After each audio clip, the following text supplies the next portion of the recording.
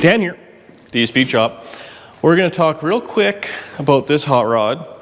A lot of the comments have been asking why this thing would have been taken apart right down to its bare bones almost, and then left for 36 years abandoned in a garage when it's such a nice car. 35. Took it apart in 1991. 35 years. You want to put like 16 ads real quick before I go? Danny has a new car payment. Actually, Danny got a new car. I got the clapped out Raptor as a full-time driver, and somehow we share the car payment. Love. Anyway. Follow me for more tips. Yeah. So people have been asking about this car. I know it's not for everybody. 68 Volvo 1800, P1800S that we had just acquired. A little while ago we bought a really rough one, which you can absolutely understand why it was left in a field to rot. This car, it has a couple of things going for it or against it, however you want to look at it. If this is the first video you're looking at it, I urge you to go back and take a look at it. It's a little dirty and stuff right now. We just took it for its first actual test drive yesterday. First time going down the road since 1991. That's pretty exciting. This car, the motor and transmission were in it, but everything else was ripped out. It was just taken apart. And a lot of the comment section were asking, why would this car be taken apart? It was in such nice shape.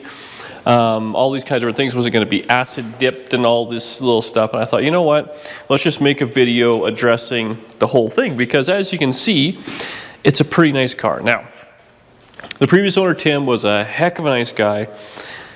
This car was his first car he bought with a bank loan when he was a relatively young man. He must have been, I'm sure. He was just going to retire, actually, and selling his home. That's why this thing kind of came up. So I can do some quick math. He was a young guy when he bought this thing. He drove it for a lot of years and decided to take it off the road and then take it apart. I don't know what his mechanical abilities were, to be honest with you. He's a super nice guy. And he started taking it all apart with the dream of restoring it. And this car had already been restored once in its life.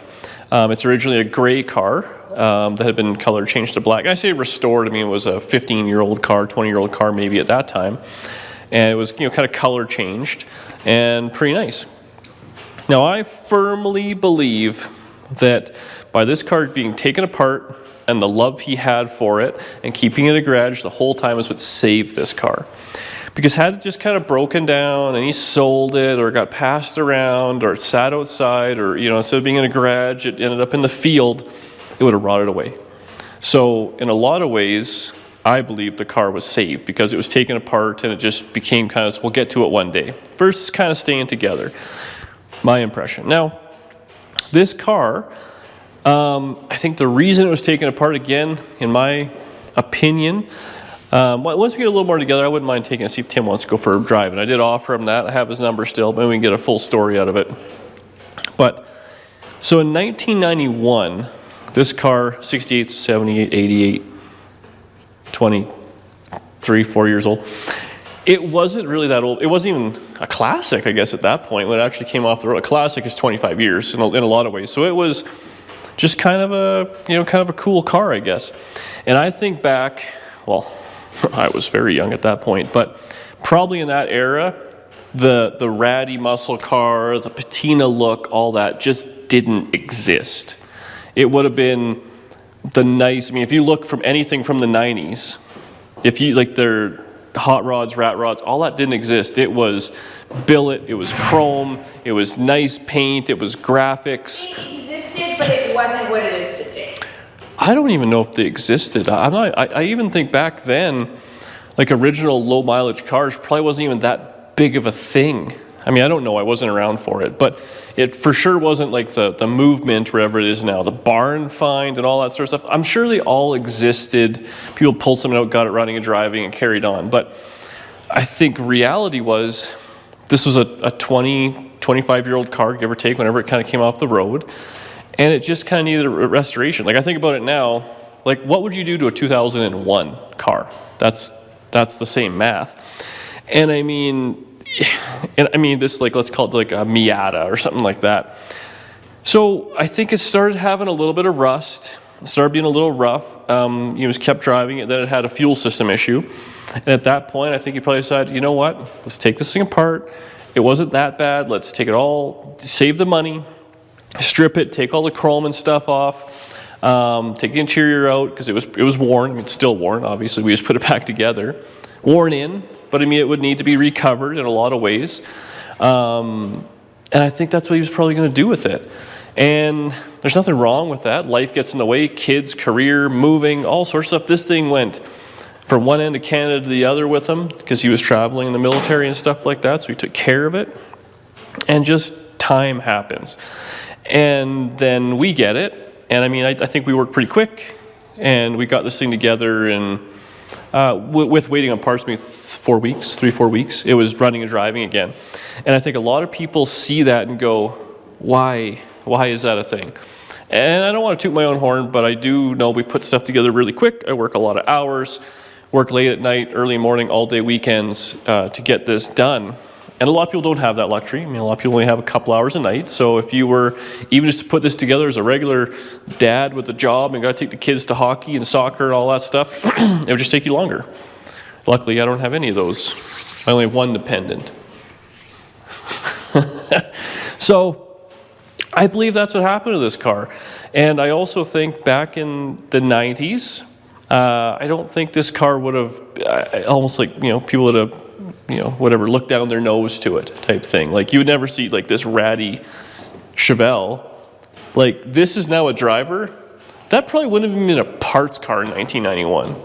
In 1991, I remember in the late 90s, early 2000s, when I was first getting into cars, even then, if it wasn't a two-door hardtop at least, or probably an SS, or a big block, or you know what I mean? Like, it was those things. You wouldn't look at a base model Malibu. Like, that's, no, you take parts off that to fix up the big block. Because they were just so apparent, they hadn't all dissolved in rust. These things were still in the wrecking yard, all that sort of stuff. Well, this was kind of a rare car to start with and all that.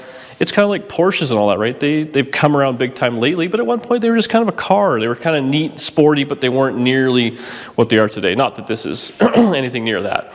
But I think that's what it was. I think it was just you wanted to bring it to the next level again and make a really nice car. And it still could be. Honestly, I mean, this thing is really not that far away from, if you wanted to take it apart, really clean it up, really make it nice, you absolutely could have. So that's what I think happened to it. Again, once it's a little further along, I'd love to drive it down there and, let him drive again or take his sweetie out for an ice cream or something like that in it, because that's the whole fun of cars for me is the people. But now it's back together. It's in one piece. I mean, we actually took it for a little drive down the road there just last night and had all the gears, the brakes all work, the motor doesn't make any noise, it doesn't smoke. Like, it was just a nice, honest car. That's how What helped him keep this car so nice is that he loved this car. He loved it, yeah. He meticulously took it apart and labeled everything. And I think, like, to his credit, he was so meticulous, and I don't know if that's because he knew the car inside and out or because he didn't know the car inside and out. And if he was putting it back together himself, he needed to have those guidelines. But because of that, easier to put it back together so quickly. You weren't guessing around stuff. Everything was labeled right, left, like where it plugged in and how. It was amazing. Yeah, I still think you look at all the little chips, the rock chips, the stuff like that that's happened. And I don't know if this happened in storage or if it was just well driven, and go from there. That's what I want to do. I want to wear a car out and I want to refix it myself. My goal, I want to I want to replace a floor pan in a Tri-5 Chevy I've already replaced.